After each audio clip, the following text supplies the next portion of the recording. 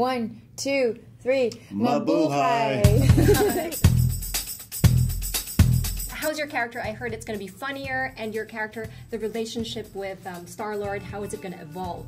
You're going to get to see how special their friendship really, really is, and that's the one thing that stands out to me the most, more than the romance. It's that they're really good friends, and there's a great deal of empathy that they all have for each other, and especially, like, you know, Gamora and Quill.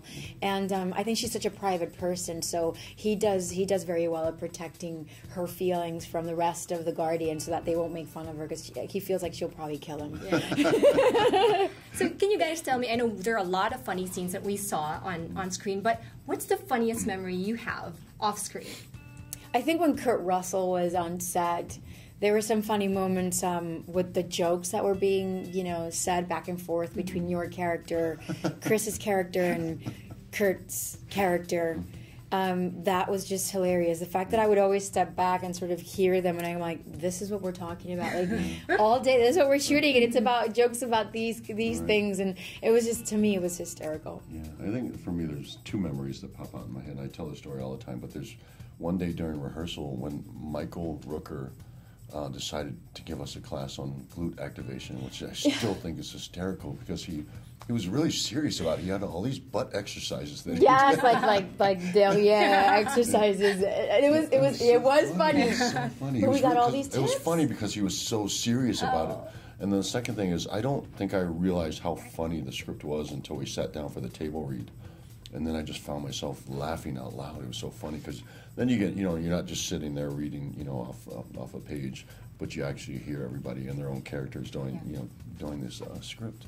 And I thought it was just so hysterical. Yes. Dave, one of the reasons why the Filipino fans connect so much to Guardians of the Galaxy is because of you. And, you know, you're one of Philippines' pride. So what makes you proud to be Filipino? For one, I have to say, for one, that's really, really great to hear. And I think, you know, it's weird. I didn't really make the connection, or I didn't understand until the first time I visited there when I was wrestling. I couldn't understand why they looked up to me so much. It was really odd for me. And they said, you know, because they really accepted me as one of their own, even though I was born in the United States. But they said, you know, it's not often that the Filipino people get to be inspired by one of their own. And then I kind of understood it and never for one day took it for granted. But it's still so humbling to hear that. But I love it, and I take that with pride, and I wear the Filipino flag on my shoulder with pride. Wow. So, yeah. Right.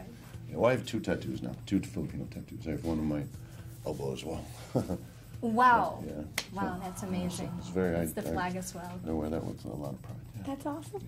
Thank you so much, guys. Thank you. So the co-creator of Star-Lord is actually from the Philippines, is Steve Gadd. And he said that what he had envisioned is actually very different from how it's portrayed now. Yes. So I wanted to ask, how much inspiration do you get out of the comic book or the original versions of Star-Lord? Well, I mean, I think the thing with the comics, and especially with the Guardians of the Galaxy, there are many, many versions of Star-Lord. So there was the original version from the 70s, which was sort of a cosmic offshoot of the Star Wars phenomenon that was happening at the time. Yeah.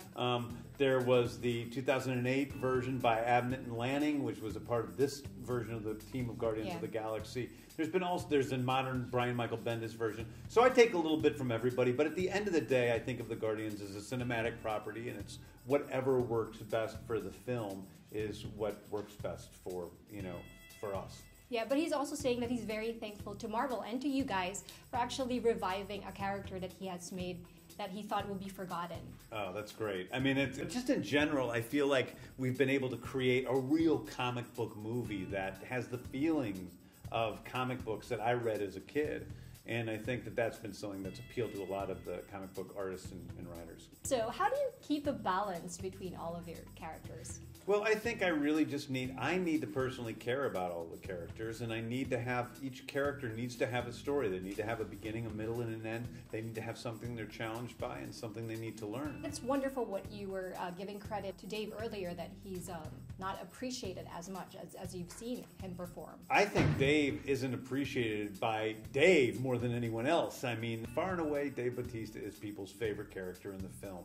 And I think it's just a testament to what a great actor he is. And every time I tell Dave, you're amazing in the movie, people love you, he's always says, oh, that's because you wrote it that way.